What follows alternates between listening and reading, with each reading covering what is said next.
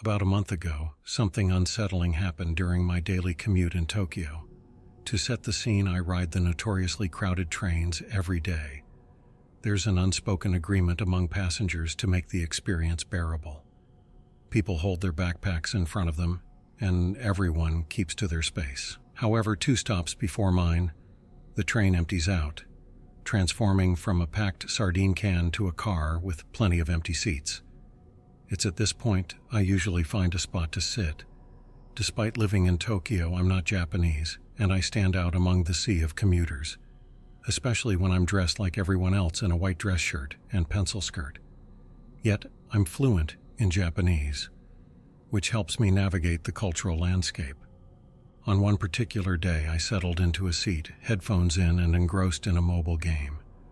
With the train mostly empty, I crossed my legs comfortably, not obstructing anyone's space. Suddenly, I felt a hand on my bare knee, jolting me from my game. I ripped out my headphones and looked up at the person responsible. A thin, elderly man, likely in his 60s, stood before me. He pointed at my legs and then gestured to the other passengers. In halting English, he insisted that I must not cross my legs. I was taken aback by his intrusion and began to respond in Japanese, explaining that the train wasn't crowded and I wasn't bothering anyone. However, he didn't seem satisfied with my answer. He reached for my legs again, likely intending to uncross them himself. I was uncomfortable with the idea of him touching me and summoned my loudest voice, firmly stating that he should not touch me. Fortunately, my response startled him enough to halt his advance, but he stood there, directly in front of me, looming over me as if to assert his dominance. He kept repeating his command, insisting that I must comply. This went on for several long minutes. I didn't move or break eye contact, mentally calculating my options for getting off the train at the next stop. Thankfully, he eventually lost interest, shaking his head and muttering something in Japanese that I knew was derogatory before he wandered away.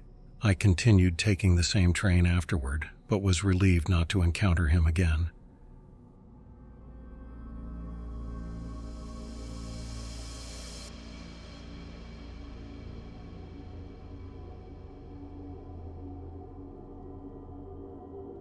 I was a 20-year-old college student returning home after visiting friends for the weekend.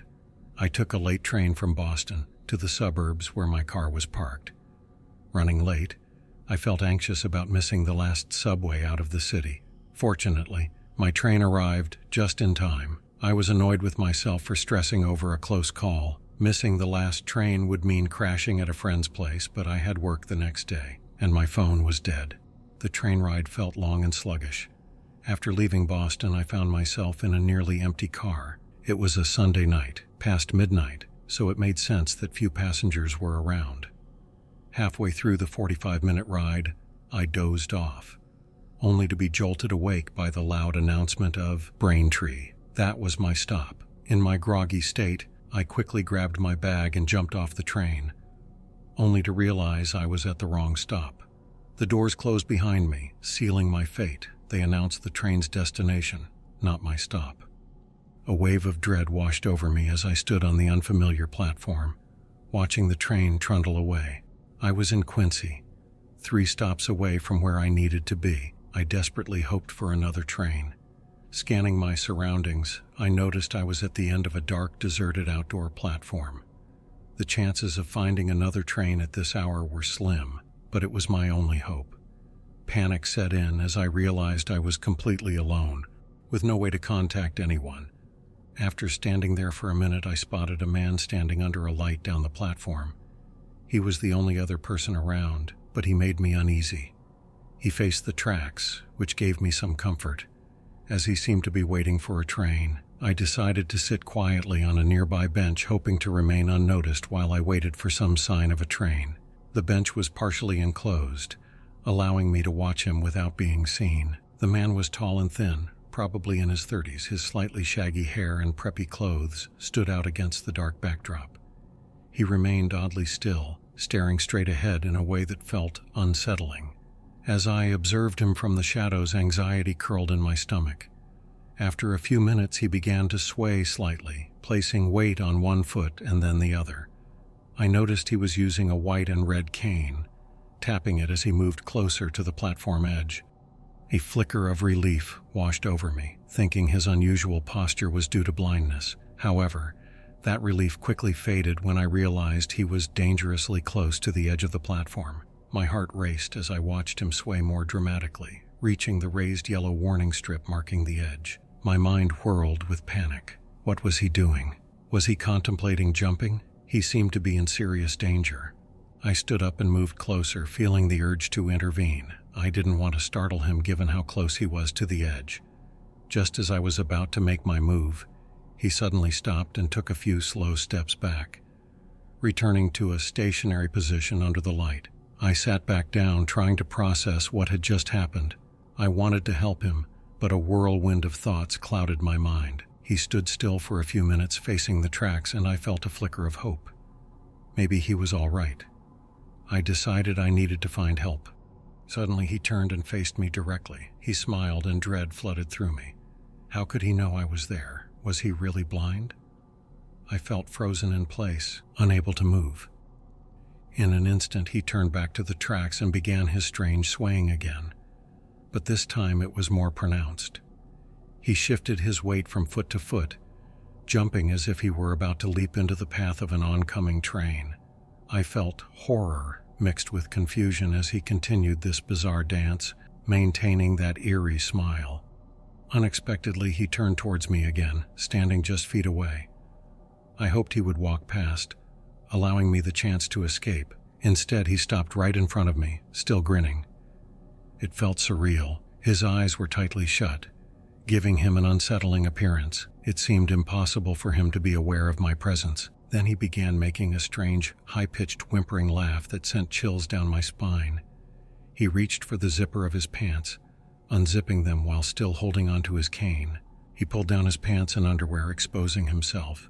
All while that ridiculous laugh continued. I felt trapped in a nightmare as he jumped up and down, the cane tapping against the ground. Just then I heard the rumbling sound of an approaching train. Relief and dread washed over me simultaneously. I was terrified he would jump in front of it, but I was also grateful to see the train's light in the distance. As the train slowed to a stop, I felt a surge of adrenaline. I sprinted down the platform, jumping onto the first car I could find. I didn't look back. Once seated on the train, I sank into my seat, my mind racing with disbelief. It was all too strange, too unsettling to comprehend. I stared out the window, processing the surreal events that had just unfolded. I couldn't shake the feeling that I had narrowly escaped a bizarre nightmare. It was also odd that I felt compelled to share it, even after all these years. That encounter was the closest thing to a nightmare I've ever experienced. It left me wide-eyed, shaking my head in disbelief at the sheer randomness of it all. I didn't feel fear anymore. I was just shocked, relieved, and grateful to be on that train, leaving the unsettling scene behind.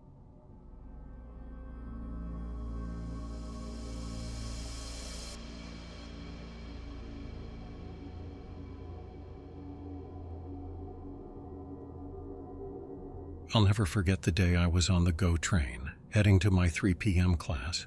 It was a typical Monday afternoon, and the train was almost empty. I had just settled into the middle area next to the bathroom, with my jacket off and my tea in a bunny mug. My backpack was across from me, and I was feeling comfortable, thinking I had the area to myself.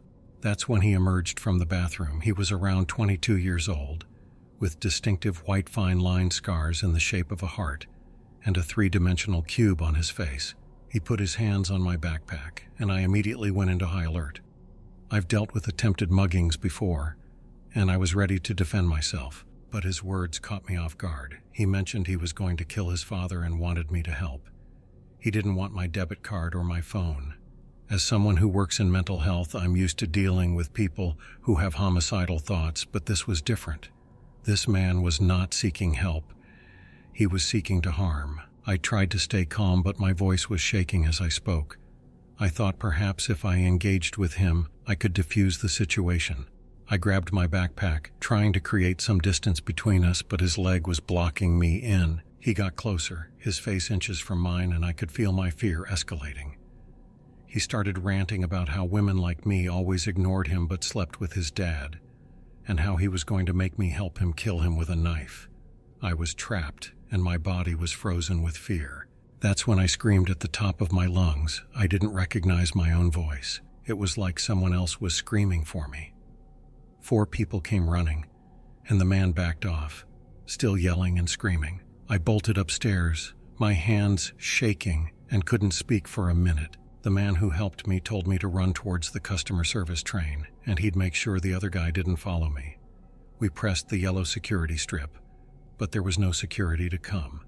The train started beeping, and I was left to wonder if anyone would ever show up. The police finally arrived, but the man was gone. They asked me a few questions, but it seemed like they weren't really interested in what I had to say. They told me they knew who he was because of his scars, and that he had done something similar the day before. They mentioned that he had mental health issues, but it didn't seem to matter to them. As I walked away from the train, I couldn't shake the feeling that this man was still out there, roaming free. I was grateful that the people who helped me had taken pictures of him, but I couldn't help but wonder if the police would ever catch him. It's been a few months now, and I've never heard back from the police. I've become permanently anxious on my commute, always looking over my shoulder, never sitting alone or taking my jacket off. I'm never really comfortable on the train anymore. The worst part is that I saw a young girl crying at the train station the next day, saying she had been scared by a man on the train and had to call her parents to pick her up. I don't know if it was the same guy, but it bothers me that he might be out there, still bothering women, especially young girls who might be too scared to scream.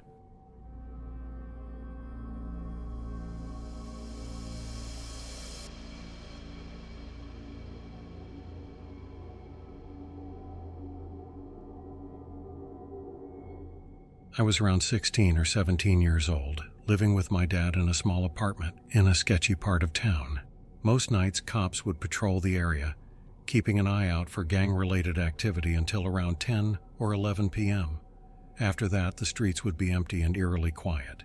I worked at a restaurant in the city, about a 30-minute drive away, or an hour and a half by train. The train station was a few blocks from my apartment, and since my dad was usually too drunk or hungover to drive me, I relied on the train to get to and from work. My shift usually started around 3 p.m., and I'd get home close to midnight, sometimes even later. This routine was my life 4 days a week, aside from school. Over time, I started recognizing some of the same people on the train, but we never spoke. One night I got out of work late because a group of customers refused to leave even after closing. I missed my train, and the next one wouldn't arrive for another hour. With no money for an Uber and nowhere else to go, I found myself sitting alone on the station platform. It was deserted except for me, and that's when I noticed an older man staggering toward me. He looked vaguely familiar, but I couldn't place him. Maybe I'd seen him on the train before. He walked over and to my discomfort started talking to me. His words were clear, but something about his gaze unsettled me. He asked why I was out so late, sitting alone. I felt like I had no choice but to answer. We were alone, and I didn't want to provoke him. I told him I was waiting for the train, and he asked which one. I normally took the blue line, but for some reason I lied and said the green line. He glanced at the schedule above the bench and said the green train would arrive in 15 minutes. He then sat down, saying he'd wait with me. Those 15 minutes felt endless. As we sat there, he casually mentioned that he knew I worked at the restaurant. That's when my stomach dropped. I had never told him where I worked. I just gave a quiet answer about how long I'd been there, hoping he wouldn't push further. He just laughed as if we were old acquaintances, which made the situation even more uncomfortable. When the green train finally arrived, I stood up and walked toward it, hoping that would be the end of our interaction. But he followed me onto the train, saying he was taking the green line too, and sat in the seat directly behind me. The train was nearly empty and I felt trapped. His presence weighed on me, and I could feel his eyes fixed on the back of my head. As the train moved along, I kept thinking about what he might be planning. Each stop felt like an eternity, and I was constantly scanning for a way out. When we reached the next station, I spotted a woman sitting on the platform. She wasn't boarding, but I saw an opportunity. I got off the train and sat down next to her, hoping she'd pick up on the situation. The man followed me again, sitting a few feet away. He noticed me sniffling, probably from the cold, and offered me a pill, saying it would help if I were sick. I refused firmly, hoping the woman would overhear. She looked over at us, and I made eye contact with her, silently pleading for help. She seemed to understand what was going on. A few minutes later, the blue train pulled in. The woman stood up, giving me a subtle nod to follow her. I didn't hesitate. We boarded together, and she motioned for me to sit beside her. The man tried to get on too, but she blocked his way and directed him to sit elsewhere. He sat a few seats away, still staring at me with that unnerving grin. I was on edge, but the woman leaned in and quietly told me she was armed and that I was safe with her. That reassurance calmed me a little. She then explained that a friend of hers, a man named Ray, would be joining us soon and he could help make sure I got home safely. When Ray boarded, the woman filled him in on what had happened. He agreed to stay with me until I was safely home. It was a relief to know I wouldn't be alone. At my stop, the man remained on the train, still watching me with that unsettling smile. I got off with Ray, and as I glanced back, I saw the woman standing at the door, making sure the man didn't follow. Ray walked me the rest of the way home, chatting about his job and life to keep me calm. When we reached my apartment, he made sure I got inside safely before leaving. I was finally home, safe and relieved beyond words.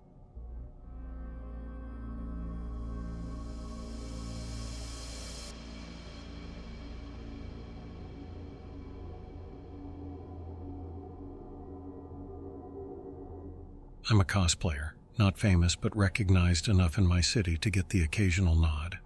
A while ago, I had a terrifying encounter with 3 men on a train who tried to attack me. Since then, I rarely ride the train alone, but sometimes it's unavoidable. Driving everywhere would be ideal, but parking in my city is one of the most expensive in Canada. As a freelance photographer, paying $30 for a couple of hours downtown isn't always feasible, so I take the train. On this day, my boyfriend had stayed at a friend's place the night before. He was going to meet me across town to take me to a photo shoot. I was dressed as Misa Amane from Death Note, with a coat over my outfit and regular shoes. Only the hem of my pleather skirt and my big false lashes hinted at my cosplay. It was 5:30 a.m., and the train was heading to the next town for the shoot. Since it was Saturday morning, most passengers were returning home from overnight shifts. I liked these early hours. Usually no one bothered me, but every once in a while, the train ride from the second to last stop in the northwest to a station in the southwest would take some time. I settled in and checked my phone. A man got on downtown, 6 stops before mine. He chose to sit directly across from me despite the many empty seats around. I wasn't in the mood for conversation, especially without any coffee. When he greeted me, I didn't respond and kept scrolling through Facebook. He called out again, louder this time. I glanced up, and he told me I was really pretty. I acknowledged him with a slight nod, knowing I didn't need to thank him for a compliment I had heard many times before. I had attractive features, even if I wasn't skinny or fit. I was used to this sort of attention, especially when dressed up for photo shoots. He insisted that I was pretty and said I looked really hot. His tone shifted, irritation seeping through. I rolled my eyes and returned to my phone. Then he snapped that I was not that pretty, and that vain people like me should be taught a lesson. I had seen this kind of behavior before. Some men believe they can dictate a woman's worth, trying to tear down anyone who might challenge their opinion. With 4 stops left, I mentally prepared myself. After the next stop, we would enter a long tunnel. The lights were on in the train, so I felt a little safer. He threatened to cut my pretty face, and I noticed a few other passengers turn their heads, sensing the tension. 3 stops left. The last stop downtown. More people boarded the train, filling the space. The man leaned forward, his gaze fixed on me. He said he was going to hurt me if I got off this train. That statement sent a chill through me. After my previous terrifying experience, fear crept in. The man continued to glare at me, and I felt the weight of his hostility. Just 2 other people remained. A big guy with headphones and an older woman. I lied, saying my boyfriend was waiting for me at the station, hoping to deter him. I had chosen a poor seat, too far from the door. He boomed that no one would want a fat person like me, but reassured me that he liked them fat. I weighed 150 pounds, standing at 5 feet 6 inches. Sure, I was slightly overweight, but I maintained healthy habits. My doctor had no concerns. It was the big guy with the headphones. He approached me and sat down next to me, clearly aware of the situation and coming to my defense. I kept my tone cheerful, avoiding any eye contact with my tormentor, and said I was just meeting up with some friends. He asked where I was getting off, and I replied that I was getting off at the next stop. He exclaimed in surprise that he was getting off there too. The guy across from us leaned back in his seat but remained fixed on us, still glaring. When the train reached the next stop, I quickly got up. The big guy followed suit, stepping off with me. I spotted my friend, and together we headed toward the mall. To my relief, the creep followed us for a few blocks but eventually disappeared from sight. I still felt uneasy, so the guy stayed with us until my boyfriend arrived. We offered him a ride home since his stop was a bit further down the line. I would never know if the creep on the train would have actually hurt me, and I was grateful I didn't have to find out.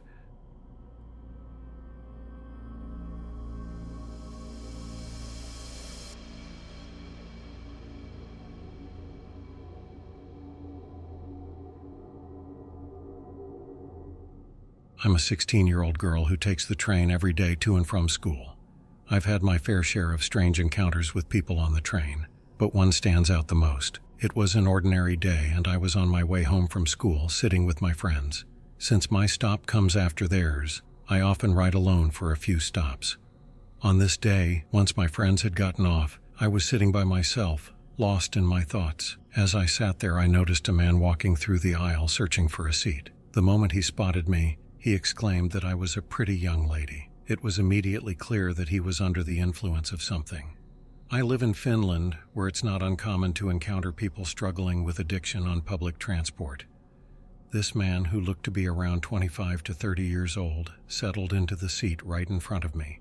His clothes were dirty, his hair long and greasy, and he was missing some teeth. He looked rough around the edges. I had encountered many people like him on the train, and I knew that if I kept to myself, he would likely leave me alone. But instead, he stared right at me. I tried my best to avoid eye contact, not wanting to engage with him. Despite my attempts to ignore him, he continued to speak, complimenting me and asking questions about where I was going and where I'd come from. I told him I was going home and focused on the scenery outside the window, hoping he would take the hint and back off. Then he suggested we go out for coffee. I declined, keeping my gaze fixed on the outside world. With about 8 minutes left until my stop, I hoped he would stop talking to me after my rejection, but I was mistaken. The conversation had remained relatively harmless until then.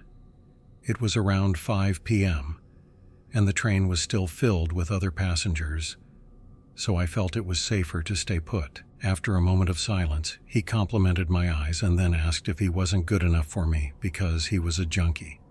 I simply shook my head, trying to signal that I was not interested. Then he leaned in closer and proposed a different kind of date. He suggested that it could just be the two of us in a dark room, with a certain drug and a bed. The suggestion made me uncomfortable, and I shot him a stern look, hoping to convey my disapproval.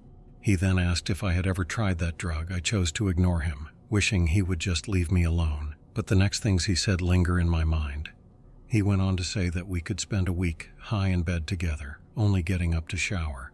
He smirked as he added that I would have so much fun, but would be sore by the time he was done with me. The look on his face was the most disturbing part. I understood exactly what he meant. My stomach churned with unease, and I immediately stood up and moved to the other side of the train, away from him. Just as I did, the train approached my stop. I was grateful to see it arrive, eager to get away from him. As I exited, I made sure not to glance back to see if he was following me. Thankfully, he didn't get off at my stop, yet the rest of my journey home felt tainted by the encounter.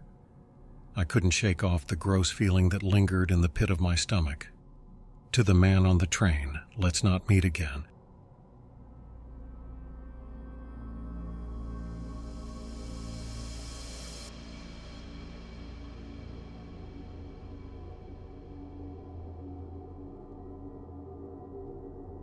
As I stepped out of the office building, the familiar sounds of downtown surrounded me. I had just finished a standard 8 to 5 day, with no overtime to worry about. The walk to the train station was a short one, passing by a few bars and alleys that usually didn't pose a threat. The homeless folks who occasionally asked for cash were the worst I had to deal with. The 40-minute train ride was uneventful until 3 men boarded at the next stop. One of them sat beside me, while the others took the seats across from me. I was listening to music on my iPod, but I noticed the guy next to me trying to move closer, his leg touching mine. I'd scoot away, and he'd move closer again. Eventually, I was pressed against the window, with no doubt that he had plenty of space on his other side. I glanced at them discreetly, noticing they'd occasionally say something and then stare at me. It was creepy and uncomfortable. I was nervous about getting off at my stop, but mine was the second to last on the train line. When the train pulled into my station, I quickly got off. The guy sitting next to me tried to grab my arm, but I was moving fast and managed to escape. I hoped they wouldn't get off the train there. It was a busy station, and they couldn't know where I was parked. But they did. I parked in the furthest lot from the station because it was free. The 7-minute walk wasn't usually a problem, but my lot was quiet, and I was worried about those guys following me. As I crossed the bridge over the road from the station to the parking lots, I noticed the 3 guys less than 10 feet behind me. I didn't have a knife or pepper spray, but I knew some personal protection techniques from a class I took in high school. I positioned my car key and house key between my fingers, ready to defend myself if needed. The guys followed me across the main lot, laughing loudly as I grew more nervous. They didn't hide the fact that they were there. I managed to cross the road between the lots before they did, but they were closing in. I started to run, hearing their footsteps behind me. I used my clicker to unlock my car as I approached, and I wrenched the door open, relieved to find no one parked next to me. I barely closed the door and slammed the lock before the guys reached my car. They were banging on my windows and yelling, jeering at me. I was terrified, worried they'd break the windows and get in. There was a guy at the back banging on the hatchback, so I couldn't reverse out of my spot without running him over. I should have, but I was too afraid. I was screaming, but no one was around to hear me. I didn't know what they wanted, but I knew it wasn't good. I turned on my car alarm. The loud noise was deafening, but it had the desired effect. The guys started backing off, and people began to walk into the lot, looking in the direction of my car. The guys took off back towards the train station, and I drove home crying. That encounter changed me. I started working out the next night and have continued almost daily for the past year, but the fear never really goes away.